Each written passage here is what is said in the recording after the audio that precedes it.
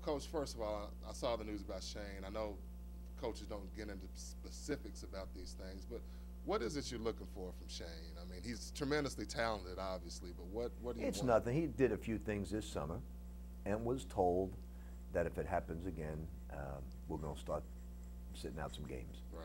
Nothing real serious, but it's just the rules of any team, and it's no big deal. He's a great kid, and I always say this, you know, I believe that everybody always asks me the question, what's the difference today with the young players and back then?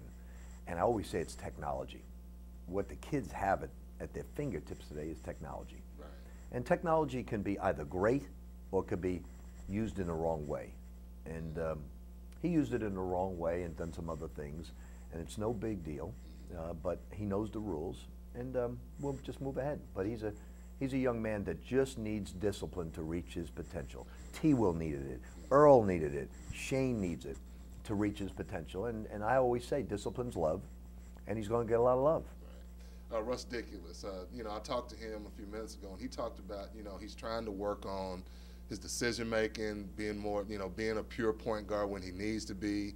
How do you, you know, encourage him to do all those things while not, you know, some of the things that some of his strengths are his, you know, the fact that he can get in and just do so many different things at spur of the moment. How do you rein him in without taking away some of that makes him who he is? Yeah, that's tricky because he's got a lot of sizzle to his game, but he's got no substance. Right. Let me give you an example of what I'm talking about. He's capable of doing anything on the basketball court. He comes in, he breaks the offenses right away, and nobody knows the other players don't know what he's doing. But sometimes that's necessary because things aren't going well offensively, especially with last year's team. But if he wants to be a point guard, he's got to do that, but first he's got to get everybody in the offense. Then within the scheme of what we're trying to do offensively, if he then, like an Allen Iverson at the end of the shot clock, goes in and does his thing, that's great. So we don't want to take that away. But he doesn't want to disrupt the offense. He wants to make players better. And indicative of what I tell him, I said, Russ, you just don't want to be Rusticulous. At the end of your 4 years, what do you have? Not one pro scout has taken you serious.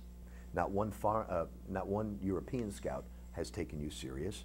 Now you have your degree, but you can do nothing with the game of basketball because you have a negative assist turnover ratio as a point guard. You're shooting 36%. You are a much better defensive player than when you came in, but now you have the sizzle. Now you got to add the substance to the sizzle. And that's all I'm trying to do with him is, and you know how much I love him as a kid. I can tell you really, really I do. like I do love him because he has so much fun playing the game, the young kid's game. And but I don't want him leaving here without having substance to himself. And that's what I'm trying to give him. I heard you say you almost retired a couple of years ago. How close were you? What changed? And now how do you evaluate your future? Well, not retired, change professions, go into your profession a little bit. Going to the media. Yeah, going into doing games. I really enjoyed it when I did the CBS, I did the ESPN. I spoke with an agent, and I said, you know what, maybe it's time. I'm finishing up, although we lost in the first round, I had a great time coaching Preston's group and had a great time, and I said, I'm leaving very content and happy.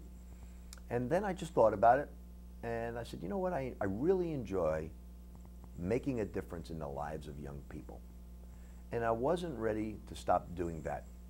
I think I've accomplished enough individually where I could step away from the game and be content and not say, boy, you should have stayed a few more years. But I still feel I can make a difference in Russ Smith's life. I can make a difference in Peyton Seaver's life, in Gorky Zhang's life. And I think when that day comes where I don't get a tremendous thrill out of making a difference in the lives of them, that's when it's to hang up. Or if I'm physically not capable of doing the things I enjoy doing. Right. You talk about this year's team, your preseason #1 and 2 in a lot of polls. You went to the Final Four last year. A lot of people are expecting you to at least get that far this year, but you've seen it in the turn that lost to Moorhead. I know you felt like that team was good enough to make a run. You have an injury. It's tough to do again. How do you manage the expectations from people who think because you went last year and you got a good team, you're supposed to go again this year? Well, one of the things I've learned to do at age 60 is to focus in on the important things. And this team right now is a team that's very talented, but they lack fundamentals. So I really am not going to focus in on expectations, because only one time in my life, in 6 Final Fours, did I think we would get there. Really? Yeah, and that was 1996. That was the only time. Every other time, I was focused on just getting out of the first round, getting out of the second round, and I think that 99% of the coaches do that. I don't think that. I think if you asked Denny Crum, did he ever feel like he could go to a Final Four in his 30 years as a head coach? He may say once or twice. I'd be curious to see his answer. But no head coach thinks that way. And certainly this year's basketball team, if you look last year, Duke, Pittsburgh, and Connecticut were all ranked in the top 10. What did it get them? Because they didn't get very far. One didn't even get to the tournament. So you just never know. Is this the team I had in '96? No, it's not. Is it one of my better basketball teams? Yes, it is. All it does with a high ranking is it puts a bullseye on your back. It doesn't change any of your focus of what you have to do as a basketball team to reach its potential. So you really don't pay too much attention to it. You're just concerned, consume yourself with Manhattan coming up. And that's really how you have to play it. But that's the fun part about it, is not looking ahead. You know, if you keep looking ahead, you're going to miss the stops that you got to make along the way to get there. Right. When I read about last year, people always use the words with you, you know, reinvigorated, vindicated. But I've never heard you use those words. Do you ever think in terms like that? Well, last year reinvigorated me. I feel, you know, did you think at any time, you know, hey, I never got that impression from you, but you read that all the time. I think that the last 3 years, I probably have enjoyed coaching as much as I've ever enjoyed teaching the game of basketball. So maybe it looks that way. I've had a lot of fun the last 3 years, an awful lot of fun. But you know yourself, and as you come across life and who you work with, if the people you're working with every day from 9 to 5 or whatever your hours may be are a lot of fun to work with, you're going to smile more, you're going to laugh more, you're going to have a much better time. So what really determines that is not yourself, your self-worth, it's the people you're working around. And I've just had a blast with the guys I've been working with. Like the opposite from New York, where you probably didn't enjoy this. I think Boston I didn't enjoy. Really? It was where Boston was worse? Yeah, but New York I really enjoyed, but Boston I did not, because you weren't winning. You know, right. When you're losing, especially at the NBA level, there's not a whole, if you're over the salary cap, it's not like you can go out there and recruit different players. Right. So it's just, you're just stuck, and you're stuck with not much you can do about the situation you're in. Last question. You know, coaching relationships, people are fascinated with those. I've never seen the media more fascinated about a relationship than yours and John's. I mean, I'm sure you get asked about it a lot.